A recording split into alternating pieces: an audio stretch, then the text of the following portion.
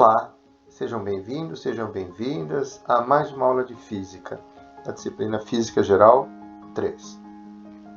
Nossa última aula, no caso do anel carregado, nós determinamos o campo elétrico criado em um ponto P, localizado sobre o eixo de simetria de um anel, como sendo essa equação, onde nessa equação Q é a carga total que está distribuída no anel e R é o raio total deste anel.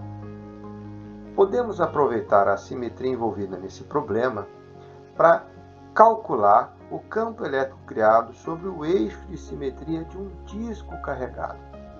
Para isso, nós dividiremos o disco em anéis concêntricos de raio R minúsculo, espessura infinitesimal dr e carga dq. Nós consideraremos que cada anel cria no ponto P um campo elétrico diferencial dE, dado por essa expressão que está aqui. Note, essa expressão é idêntica à anterior, diferindo apenas no Q e no R. Tá? Nessa nossa expressão agora, uma vez que esse anel cria uma contribuição diferencial dE, é porque esta carga que está aqui nesse anel é uma carga diferencial dQ. Então, no lugar de Q, eu coloquei dQ. O R que estava aqui no denominador deixou de ser o R grande, porque agora nós temos anéis infinitesimais de R pequeno. Tá bom? Então, essas são as mudanças. Tá? Então, percebam que eu estou aproveitando o resultado anterior, procedendo pequenas modificações. Além disso, em cada anel, a quantidade de carga que está nesse anel diferencial pode ser escrita em termos da densidade superficial de carga, ou seja, a quantidade de carga diferencial que está nesse anel dQ passa a ser sigma, que é a densidade superficial de carga, multiplicado pela área que está nesse anel. Tá? A área desse anel é 2πr dr. Aqui, novamente, o campo elétrico total será obtido a partir da soma de todos os campos elétricos diferencial produzidos por cada um desses anéis diferenciais, via integração, que deve ser realizada de R minúsculo igual a 0 até R minúsculo igual a R grande. O resultado dessa integração é dado por esta equação aqui. Tá? Sigma sobre 2ε0, abre parênteses, 1 menos e sobre raiz quadrada de z quadrado mais r quadrado na direção de k desse problema. Então, esse é o campo elétrico criado a uma certa distância z de um disco uniformemente carregado. Agora, um importante resultado ele vai ser alcançado à medida que nós formos aumentando o raio total desse disco. No limite em que este raio total do disco é muito maior que essa distância do centro do disco até o ponto P, então vejam, nessa expressão, à medida que eu faço R ficar muito grande, o denominador dessa fração vai para infinito e esse termo aqui vai para zero.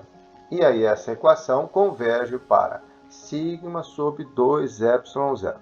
Este é um importante resultado que nos mostra que, para pontos próximos ao disco, o campo elétrico, o valor do campo elétrico não depende de Z e também não depende da forma da superfície carregada. Então, sim, eu poderia ter uma placa quadrada, eu poderia ter uma placa retangular. Desde que ela seja suficientemente grande, o campo elétrico vai ser calculado simplesmente para pontos próximos à placa carregada, vai ser calculado como sendo sigma sobre 2ε0. Para a gente poder compreender melhor o fator meio dessa equação, observe essa imagem aqui, na qual uma superfície condutora está carregada uniformemente com uma quantidade de carga Q. Note que as linhas de campo elétrico elas se distribuem uniformemente para os dois lados da placa. para a direita na direção de mais I, para a esquerda na direção de menos I.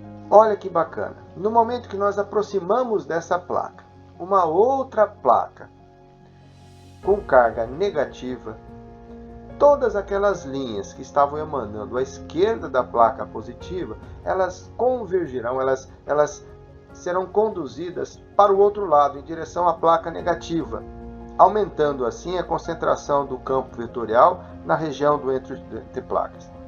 Então, nessa região, o módulo, a direção e o sentido do vetor campo elétrico ele não vai mudar. A concentração das linhas de campo ela vai ser constante em todos os pontos da região do entre placa. Nós dizemos então que um campo elétrico uniforme foi formado. O valor do campo elétrico do ponto P aqui passa a ser então a sigma sobre ε0, que é o dobro do valor do campo elétrico próximo a apenas uma placa.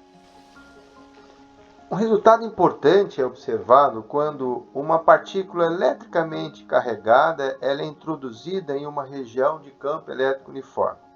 Então essa partícula ela vai ficar imediatamente sujeita à ação de uma força elétrica, cujo sentido vai ser contrário ao do campo elétrico se a carga ela for negativa, como neste caso, e a favor do campo elétrico se a carga for positiva. Uma vez que, dentro do campo elétrico uniforme, o campo é constante, a força elétrica também tem que ser constante. Se a partícula estiver livre, ela vai experimentar uma aceleração que também vai ser constante. E a orientação dessa aceleração vai ser a mesma orientação da força elétrica. Um exemplo deste processo pode ser observado sempre que a gente disparar contra um campo elétrico uma partícula eletricamente carregada. Como no caso do feixe de elétrons que é produzido em um tubo de Crookes. A experiência nos mostra que os elétrons são defletidos quando elas passam por duas placas eletricamente carregadas, uma negativa e a outra positiva. A deflexão nos mostra que a velocidade das partículas vai ser modificada na região do entre placas. Ela vai passar a ter duas componentes, uma horizontal e a outra vertical. A componente horizontal ela vai ser constante. Não tem nenhuma força agindo nela naquela direção. Já a componente vertical vai variar linearmente com o tempo, graças à ação da força elétrica. Se a partícula elétrica tiver carga elétrica negativa, ela será defletida na direção da placa positiva, como nesse desenho para baixo. Se a partícula tiver carga elétrica positiva, ela é defletida na direção da placa negativa. Outro fenômeno importante associado ao campo elétrico uniforme ocorre toda vez que a gente posiciona um dipolo elétrico no seu interior. A experiência nos mostra que o campo elétrico vai exercer um torque sobre o seu momento dipolar, ou seja, o dipolo vai sofrer um giro. Esse torque é dado pelo produto vetorial do momento dipolar P com o campo elétrico. Existe uma energia potencial associada à orientação do momento dipolar. E essa energia potencial é calculada a partir do produto escalar do negativo do momento dipolar com o campo elétrico. Se, porventura, a orientação do dipolo variar, o trabalho realizado pelo campo elétrico, então, ele vai ser igual ao negativo da variação da energia potencial associada. Agora, se a mudança de orientação se deve a um agente externo, aí neste caso, o trabalho realizado pelo agente externo, então vai ser exatamente igual o negativo do trabalho realizado pelo campo elétrico.